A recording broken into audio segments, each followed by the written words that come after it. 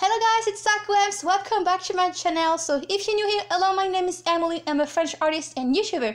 In this week's video, I'm going to do another YouTube artist collective piece. I'm so excited for this theme. This was Masquerade Ball and it was really fun and very different from what I usually do. So if you don't know what the YouTube artist collective is, it's a group of artists. We basically gathered around a common theme and we do a giant collab. So we propose the audience on our Facebook page a few themes for the next collab, and you guys get to pick which is basically the theme of this giant collaboration that we do every 2 months. So if you want to find out more about the YouTube Artist Collective, I will link in the description below the Facebook page. And of course, if you are interested into seeing what the other artists have done for this collab, make sure to check them out in the description right below the video. I will have all the links to their channels. And so I've been back into the YouTube Artist Collective for the last 3 collabs. This is my 3rd time. I've been MIA for a while, and I really wanted to get back because it's really challenging and it's also really fun to be a part of the collective, because you basically get to draw and color and make an artwork on a theme that you will probably not even think about in the first place. I remember the one that I did last time was Word in a Bottle, and I will link it in the description or like in the icon if you want to check my last piece. This was completely out of my comfort zone because there's no character involved, and it was a digital piece. I mean, it's still fantasy based, but it's kind of far away from what I usually do. And this time it was Masquerade Ball, and it was definitely not challenging, but it was different from what I usually do. Most of the time our characters are very innocent, or I don't know, they don't have any, edge, I suppose. Not as much as I would like them to have. But what I'm saying is that I wanted to create a woman that had a bit more character and an elusive, kind of mysterious beauty that you can't forget, basically. And I really like when I can look at an artwork and I can't take my eyes off of it, because it's just completely captivating and mesmerizing. And I really wanted to capture that beauty, find a way to create a character that was of course masked, but also you really just can't get your eyes off her, and you really would like to know who she is and what's this all about, and maybe you will see her again. But I really like this type of I would love to attend a masquerade ball, because you don't know who the people are and everyone is so put together, everyone is super beautiful, and I really like that old school type of ball where you have all the hairdo and the nice dresses and all of that, and it's almost like you transform into the best version of yourself. And then if you see that person again the next day, it's like in PJs and without makeup. And I don't know, I found it really interesting to see how a nice dress and makeup and hair can transform someone. And so I really wanted to capture that aesthetic in my artwork. It's just a woman that is almost too perfect to be true, but it's all a mask. It's just not actually, it's all glam and shiny, and it's the nighttime, it's mysterious. I don't know, that was my idea in the first place. I wanted to do a duo, I wanted to do 2 women, but I ran out of time, and I didn't know where to put the second one. But this is something that I want to do in my, in future artworks. I really want to try to incorporate another character. But yeah, for this time around, there was just one.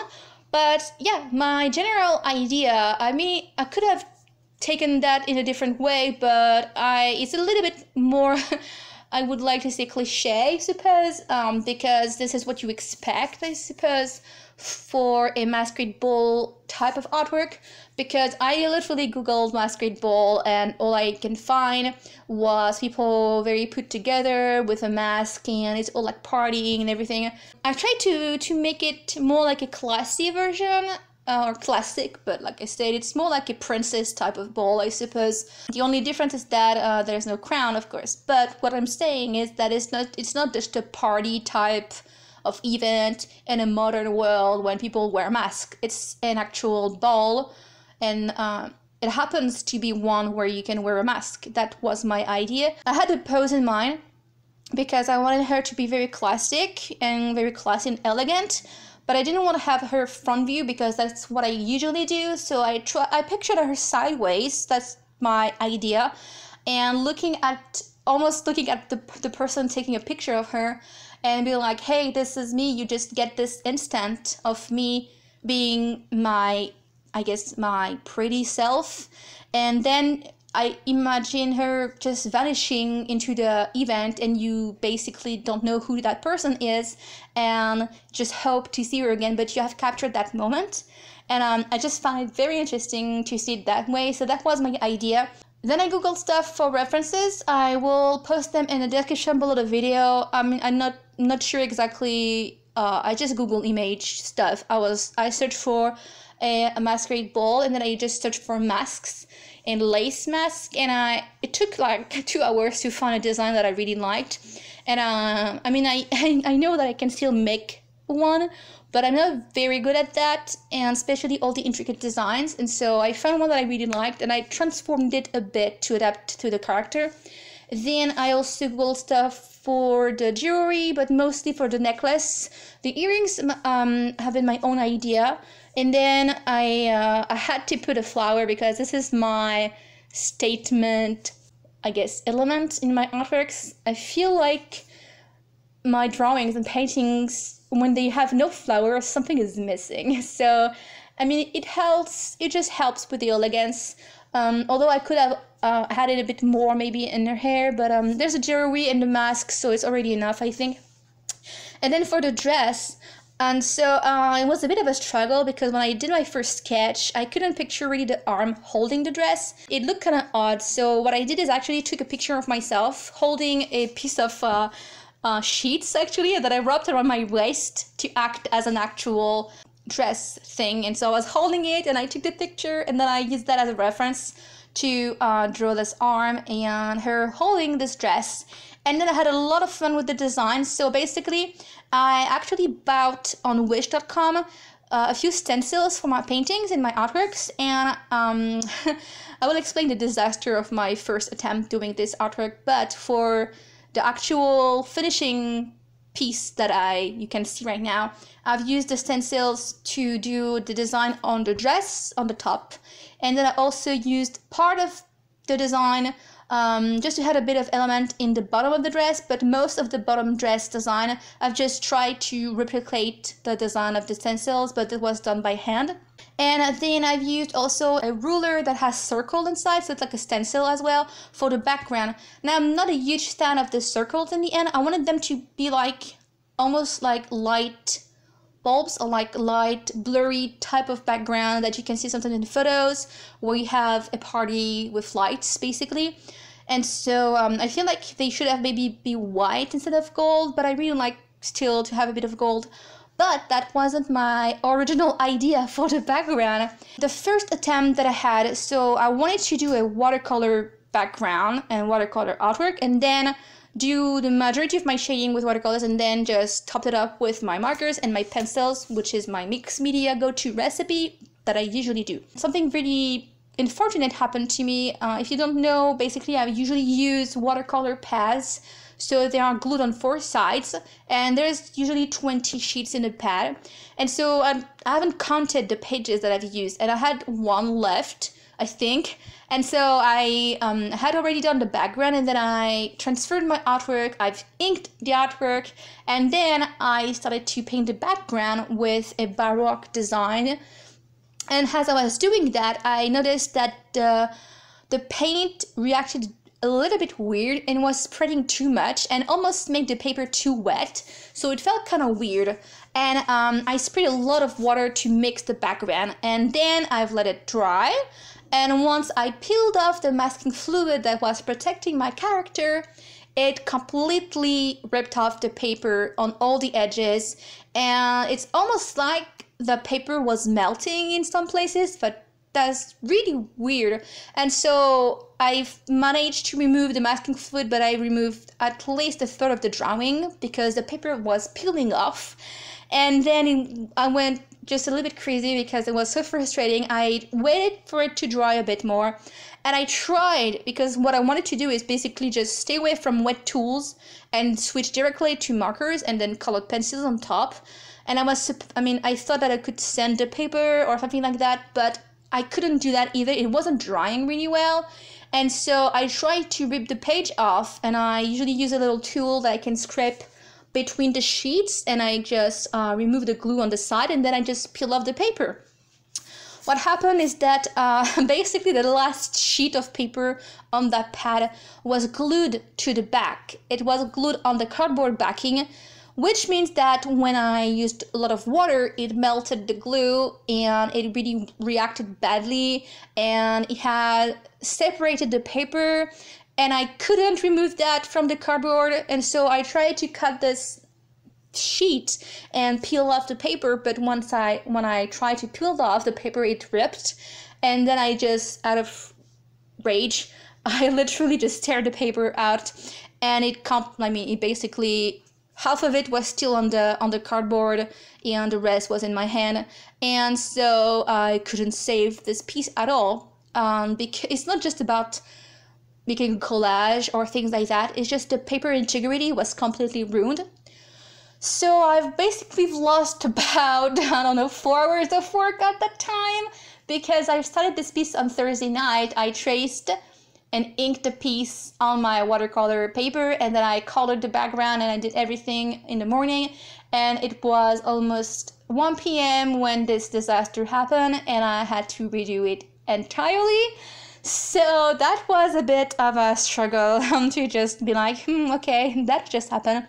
If you by any chance are using also watercolor paper and a pad like that, do not ever use the last sheet. You will think that there's still one available, but when you count the page, and make sure that you don't use what you think is the last one, because it's probably glued to the back and it's a very bad idea.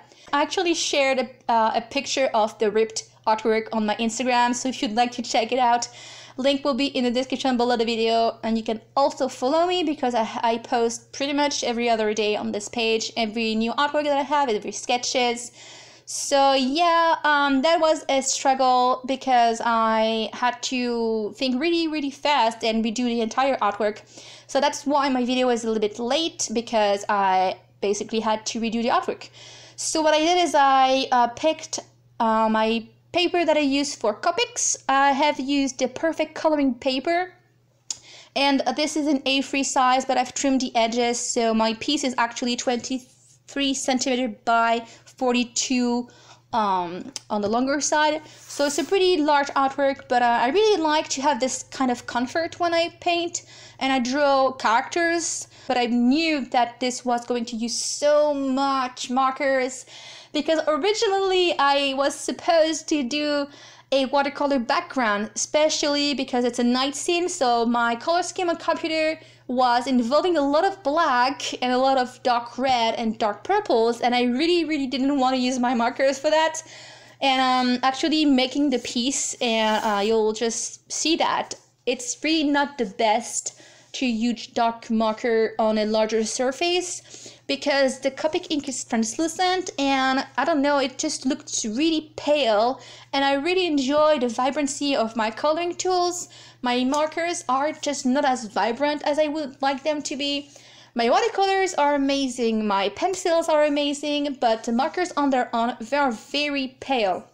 Even the very pigmented colors, once they are dry and the alcohol evaporates, they are always lighter, and I lack this vibrancy that I really wanted to have.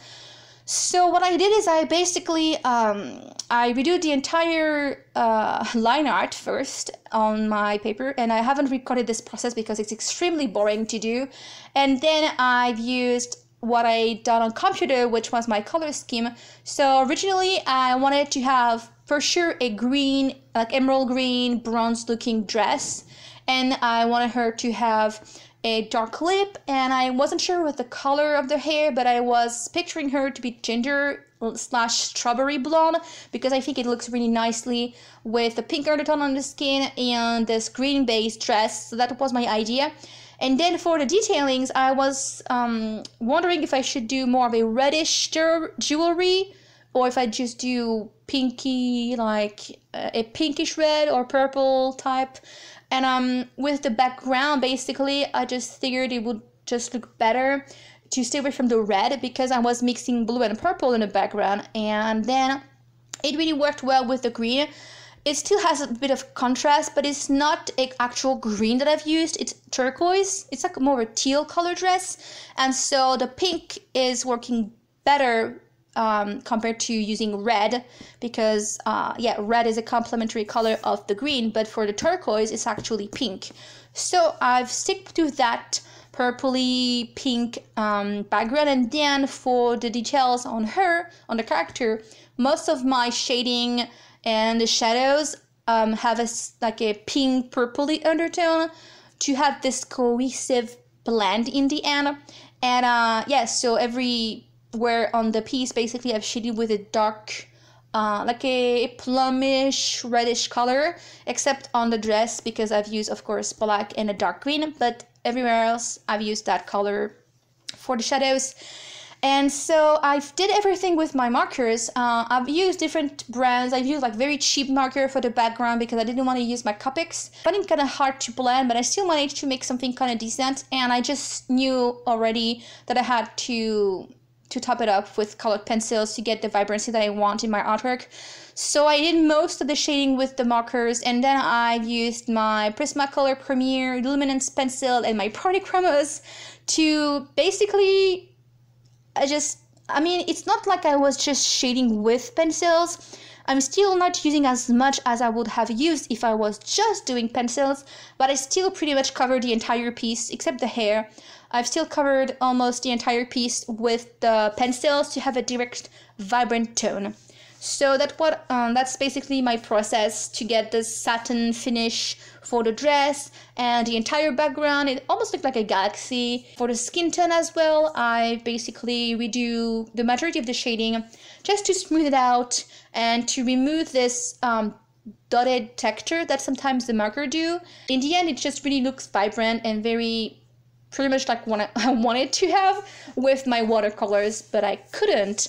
I could have still pretty much redo the entire piece, but I didn't have the patience to redo it entirely with watercolors. So that's why I've used my markers and my pencils, and I really like the outcome. I have a bit of I'm not entirely satisfied with the little gold balls. I think it would have been better to use my little baroque design, but I still like it. It's just given an interesting result to the end. Yeah, I've used also some white gouache for like little speckles, just to add a bit of shine to it. And the last thing that I did was to put some fixative for the actual drawing to have it protected. So yeah, I think I covered everything that I wanted to say about this piece. This was quite challenging, and it also had this insane turn. I did have a bit of an issue mixing the pencils because I usually don't work at such a large surface, especially on the skin tone, but I made it work, and I'm really happy with the results. It's definitely more vibrant than my color scheme on computer. It's pretty hard to control that aspect with pencils because they are very pigmented, and so I like a bit more of a neutral type of palette, but I still really like the outcome, especially the dress. And yeah, the last thing that I did, actually used my Fine-Tech watercolor gold palette to do the design on the dress and the jewelry. Every little gold accent was topped with this paint, so the original artwork have basically this shine to it because of all the gold. And yeah, that's basically what I had to say about this piece.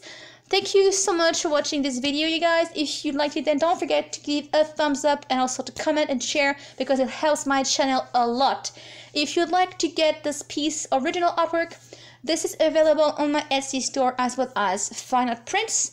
And yeah, I think that's basically what I had to say. So thank you for watching, and I'll see you next week. Bye bye.